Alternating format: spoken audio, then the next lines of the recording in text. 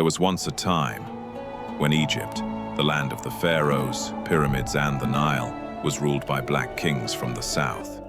Not slaves, not mercenaries, but conquerors. For centuries, most of the world barely spoke about them. Many history books mentioned Egypt, but almost ignored the empire that once conquered it. Yet deep in the deserts of modern-day Sudan, another world still survives beneath the sand.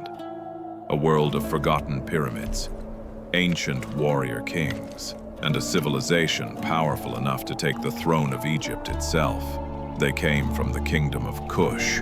From the lands of Nubia, Kushite armies marched north along the Nile.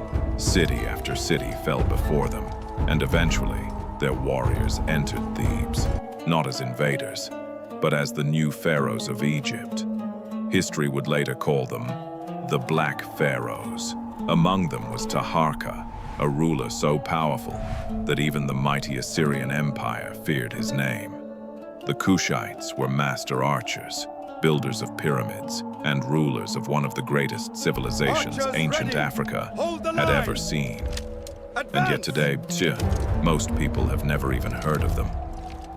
How did a black African kingdom conquer Egypt? Why were the pharaohs of Kush almost erased from mainstream history? And what secrets still lie buried beneath the sands of Nubia? This is the story of the Kingdom of Kush, the forgotten empire that once ruled the Nile. Long before the rise of Rome, before Europe emerged from the Dark Ages, another civilization was already growing along the southern Nile. Its name was Nubia.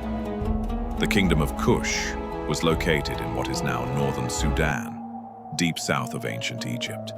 To outsiders, this land looked harsh and unforgiving, a world of endless desert, burning heat and black stone hills. But hidden within this dry landscape flowed the greatest river in Africa, the Nile. Like Egypt, Nubia depended on the Nile for life itself. Its waters created fertile land in the middle of the desert, allowing cities, trade routes, and kingdoms to rise along its banks. But Nubia possessed something even more valuable than fertile soil: gold, huge amounts of it. Ancient mines hidden in the eastern deserts of Nubia produced enormous quantities of gold for thousands of years. So much that some historians believe Egypt became rich partly because of Nubian gold. To the ancient Egyptians, Nubia was both a treasure land and a dangerous frontier. At times, the two civilizations traded peacefully. Egyptian merchants traveled south for gold, ivory, incense, ebony, and exotic animals. Nubian warriors sometimes served in Egyptian armies as elite archers, but peace never lasted forever. As Egypt grew stronger, its pharaohs began invading Nubia, building forts along the Nile to control the gold routes and southern trade. For centuries, Nubia lived under the shadow of Egypt. Egyptian culture spread southward. Temples were built, gods were shared, and many Nubian rulers adopted Egyptian traditions. But Nubia never truly disappeared. Deep in the south, new cities continued to rise. And over time, the people of Kush learned something powerful from their northern neighbor: how empires were built. One day, they would use that knowledge against Egypt itself. For a long time, many outsiders imagined ancient Africa as a land without great civilizations. But Kush shattered that idea completely. This was not a scattered tribal society hidden in the desert. It was a powerful kingdom with cities, trade networks, armies, and its own unique culture. At the heart of Kush stood great urban centers like Napata and later Meroe. These were not simple villages of mud huts. They were thriving capitals filled with temples, royal palaces, workshops, and markets connected to the ancient world. Caravans crossed the desert carrying ivory, gold, animal skins, incense, and rare woods. Merchants traveled between Central Africa, Egypt, and the Red Sea. The Kingdom of Kush became one of the most important trade powers along the Nile. But what truly made Kush dangerous was its mastery of iron. While many kingdoms still depended heavily on bronze, Kushite blacksmiths were producing large quantities of iron weapons and tools. The fires of Meroe burned day and night, turning the city into one of ancient Africa's greatest centers of iron production. Iron transformed everything. It strengthened agriculture, it expanded trade, and most importantly, it built armies.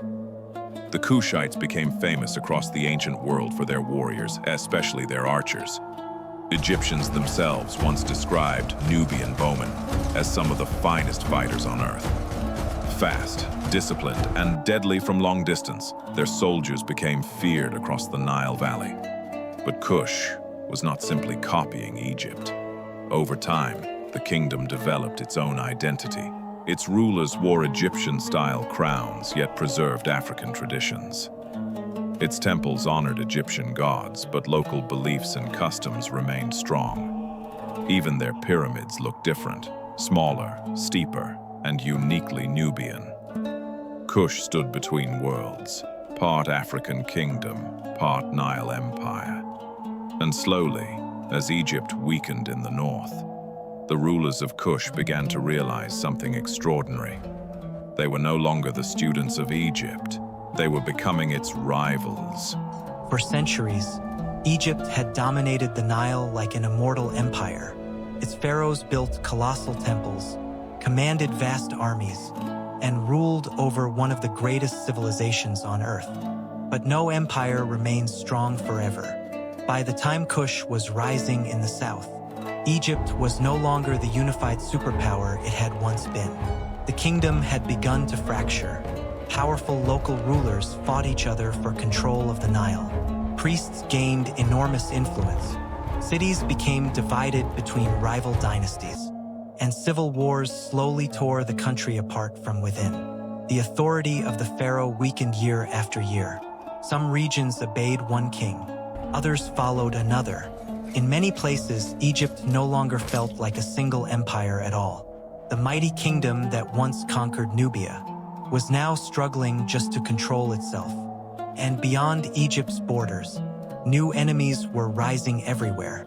In the Near East, the Assyrian Empire was expanding with terrifying speed. Trade routes became unstable. Political chaos spread across the ancient world. Egypt was vulnerable. For the rulers of Kush, this was more than a moment of instability. It was an opportunity. The kings of Nubia had watched Egypt for generations. They had learned its religion, politics, military systems, and royal traditions. Now they looked north and saw something shocking. The great empire of the pharaohs was exposed. Then, from the city of Napata, a powerful ruler emerged. His name was Piye, and unlike the divided rulers of Egypt, Piye believed he had a divine mission to unite the Nile under one throne again. But this time, that throne would belong to Kush. Around the 8th century BC, the king of Kush finally made his move. His name was Piye, also known as Pianki. From the south, he gathered a massive army of Kushite warriors and marched north along the Nile. But this was not simply a war of conquest. Piye believed he had been chosen by the gods to restore order to a broken Egypt. As his forces advanced, many Egyptian cities surrendered without resistance. Others fought desperately to stop him. The campaign became a struggle for the future of the Nile itself. Then came the greatest challenge, Memphis. At the time, Memphis was one of the most important cities in Egypt, a symbol of royal power for centuries. Its walls were heavily defended, its rulers confident that the Kushites could never take it. They were wrong. According to ancient inscriptions, Piye's army launched a fierce assault on the city. Kushite soldiers crossed canals, stormed defenses, and broke through the gates of Memphis itself. One by one, Egyptian rulers bowed before the king of Kush. For the first time in history, a kingdom from deep Africa had conquered Egypt and taken the throne of the pharaohs. Piye did not destroy Egyptian civilization. He embraced it. He honored Egyptian gods, restored temples, and ruled as a true pharaoh of the Nile. But unlike previous dynasties, the new rulers came from Nubia. History would later call them the 25th dynasty. the Black Pharaohs. Under Kushite rule, Egypt was unified once again after years of division and chaos. And at the center of this new empire stood a stunning reality that many people today have never been taught. One of the most powerful dynasties in Egyptian history was ruled by Black African kings from Kush. After the conquest of Egypt, the rulers of Kush did not behave like foreign occupiers. They ruled as pharaohs, and among them, one name became legendary, Taharqa. Under Taharqa, the Kushite Empire reached the height of its power. Its influence stretched for thousands of kilometers along the Nile, from deep Nubia in the south to the heart of Egypt in the north. For a brief moment in history, the Nile was united under a single African empire. Taharqa was more than a warrior king. He saw himself as the protector of ancient Egyptian civilization. At a time when Egypt had fallen into chaos and decline, the Black Pharaohs began restoring the glory of the old kingdoms. Temples were rebuilt. Ancient religious traditions were revived. Massive monuments rose once again along the Nile. Across Egypt and Nubia, construction projects transformed the landscape. Columns carved with hieroglyphs reached toward the sky. Sacred sanctuaries were expanded, and the Kushite rulers honored the gods of Egypt as if they had always belonged to them. Yet they never abandoned their Nubian roots. The Black Pharaohs stood between two worlds, heirs to Egyptian tradition, but still kings of Kush. Even their pyramids reflected this identity. Far to the south, in Nubia, new pyramids appeared across the desert. Steeper and smaller than those at Giza, they became symbols of a rising African empire that now rivaled the ancient glory of Egypt itself. For the people living along the Nile, this may have seemed like the rebirth of a golden age. But beyond Egypt's borders, another empire was already watching. And unlike the divided rulers before them, the Assyrians were coming for war. As the Black Pharaohs ruled the Nile, a new superpower was rising in the Near East, the Assyrian Empire. Unlike the divided kingdoms Egypt had faced before, the Assyrians were ruthless, organized, and relentless.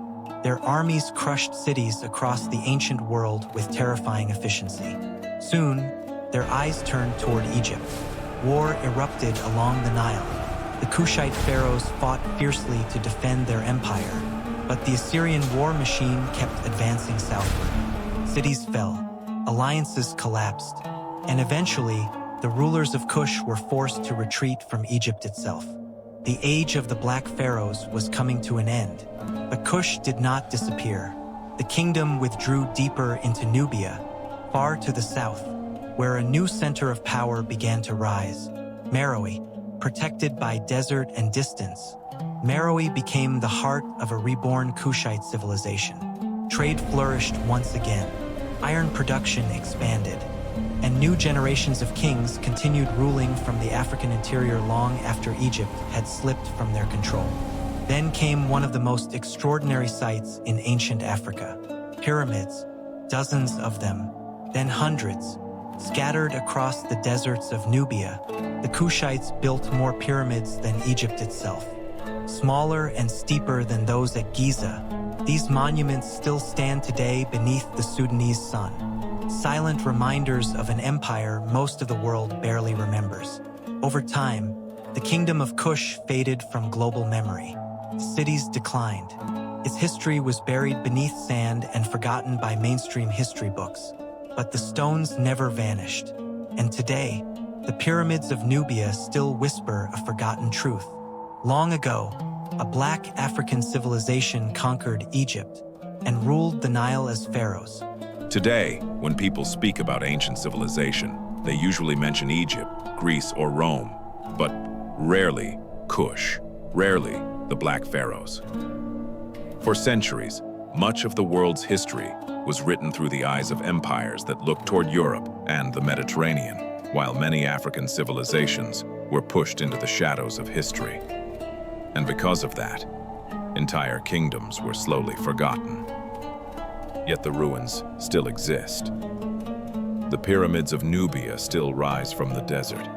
The temples still stand along the Nile, and the story of Kush remains carved into stone, waiting to be remembered again. But Kush was not the only lost civilization of ancient Africa. There were other powerful kingdoms, cities filled with gold, ancient libraries, and empires that once controlled entire trade networks across continents.